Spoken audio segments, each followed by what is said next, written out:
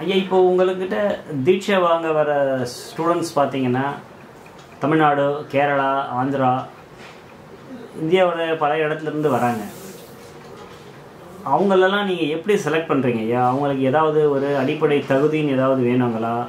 இது மாதிரி கல்வி தகுதிகள் இல்லை எந்த மாதிரியான கேட்டகரியை வச்சு நீங்கள் அவங்களுக்கு தீட்சை கொடுக்கலாம்? ஆக்சுவலி கல்வி தகுதி வச்சு எனக்கு இந்த செலக்ட் பண்ண முடியாது. ஏன்னா இது மந்திரவாதத்துக்கு வர மோஸ்ட்லி எல்லாரையும் பார்த்தது தான் 5ஆம் கிளாஸ் 10ஆம் கிளாஸ் தான். நான் காமனாக இப்போ எல்லாருக்கும் சொல்லிக் கொடுக்குறது.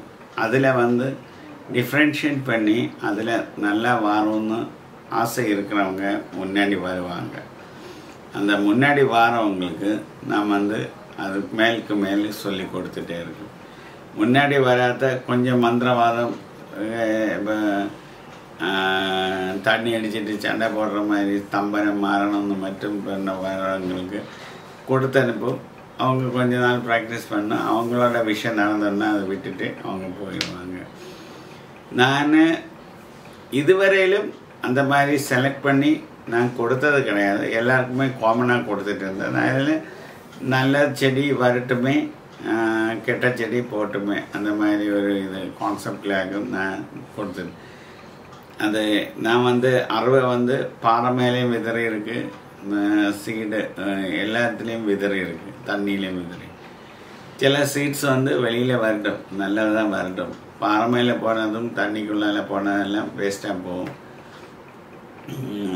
அப்படி சொல்லி தான் இவ்வளோ தான். ஆனால் இனி அப்படி கிடையாது. இனி நான் ரொம்ப ரெஸ்ட்ரிக்ட் பண்ணி ரியலான ஸ்டூடெண்ட்ஸை மட்டும்தான் எடுக்க போகிறது. ஆனால் ரியலான ஸ்டூடெண்ட் அதுக்கு தான் நான் உண்மையாக வெளியில் பேச ஆரம்பித்தது. எனக்கு இனி தேவை ரியலான ஸ்டூடெண்ட்ஸ். அது 5 வருஷத்தில் அந்த ரியலான ஸ்டூடெண்ட்ஸ் என்கிட்ட வரும்னு எனக்கு கண்டிப்பாக தெரியும்.